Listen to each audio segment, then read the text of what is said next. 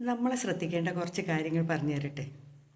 ഒന്നാമത്തെ കാര്യം എന്നാണെന്നറിയാമോ? നമ്മൾ ചിലരൊക്കെ അല്ലെങ്കിൽ ജോലിയൊന്നുമില്ലാത്ത അല്ലെങ്കിൽ ചുമ്മാ ഇരിക്കുന്ന കുറച്ച് ആൾക്കാരുണ്ടായിരിക്കും ഇടസമയത്തൊക്കെ അല്ലേ.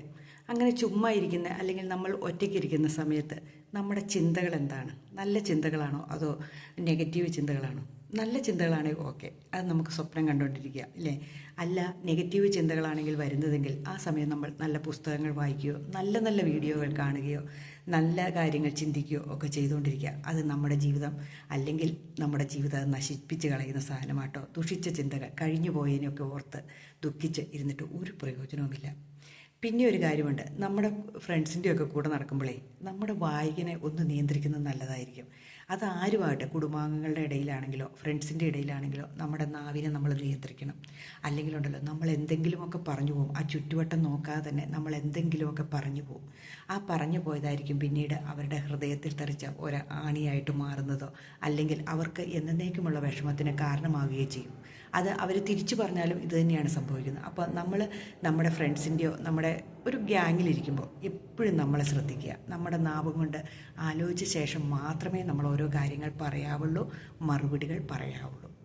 പിന്നെ ഒരു കാര്യം ശ്രദ്ധിക്കേണ്ടത് എന്താണെന്നറിയാമോ? നമ്മുടെ ചുറ്റുപാടുകളിൽ അല്ലെങ്കിൽ എവിടെയെങ്കിലും നമ്മൾ പോകുമ്പോൾ നമ്മളുടെ സ്വഭാവം മറ്റുള്ളവർക്ക് മനസ്സിലാക്കാൻ പെട്ടെന്ന് സാധിക്കും. ഈ ഒരു യാത്ര ചെയ്യുമ്പോഴോ അല്ലെങ്കിൽ ഒരാളുടെ കൂടെ ഒരു ദിവസമോ 2 ദിവസമോ താമസിക്കുമ്പോഴൊക്കെ അവരുടെ ആ രീതികൾ നമ്മൾ മനസ്സിലാക്കാൻ സാധിക്കും. അതുകൊണ്ട് നമ്മൾ ഒരു കാര്യം ചെയ്യുക, നമ്മുടെ സ്വഭാവം എന്താണോ അതിനെ നമ്മൾ നിയന്ത്രിച്ച്, ചീത്തയാണെങ്കിൽ അതിനെ നമ്മൾ നിയന്ത്രിക്കുക തന്നെ വേണം.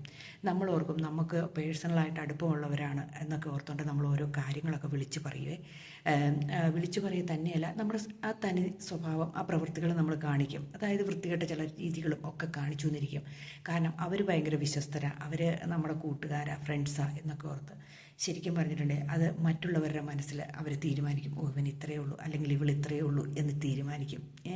അവരത് മനസ്സിൽ എന്നാന്ന് വെച്ചാൽ മനുഷ്യർ കരുതി വയ്ക്കും ആ കാര്യങ്ങൾ, ഇവർ ഇന്ന രീതിയിലാണ് അന്ന് പെരുമാറിയതെന്ന്.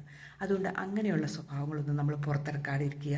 നമ്മൾ പരമാവധി നമ്മുടെ മനസ്സിനെയും നമ്മുടെ ശരീരഭാഷയെയും നിയന്ത്രിക്കാൻ നമ്മൾ പഠിച്ചിരിക്കണം. എവിടെയെങ്കിലും കിട്ടുമ്പം ആരും അറിയുന്നില്ല എന്നോർത്തുകൊണ്ട് നമ്മൾ നമ്മുടെ യഥാർത്ഥമായ വില്ലത്തരം കാണിക്കാതിരിക്കുന്നതായിരിക്കും ഏറ്റവും നല്ലത് അല്ലേ. അതിനെയൊക്കെ ഒരു നിയന്ത്രണങ്ങൾ നമ്മൾ സ്വമേധയാ കൊണ്ടുവരുന്നതായിരിക്കും നല്ലത്. പിന്നെ കൂട്ടുകാരുടെ കൂടെ ഇരിക്കുമ്പോഴാണെങ്കിലും മറ്റുള്ളവരുടെ കൂടെ ഇരിക്കുമ്പോഴാണെങ്കിലും മറ്റുള്ളവരെ കളിപ്പിക്കുന്ന സ്വഭാവം നമ്മൾ നിർത്തിവെക്കുക. ആരെയും കളിപ്പിക്കാൻ നമുക്ക് അവകാശമില്ല. എന്തുദ്ദേശിച്ചാൽ നമ്മളെ അവർ കളിപ്പിച്ചാൽ നമുക്ക് വിഷമം തോന്നില്ലേ?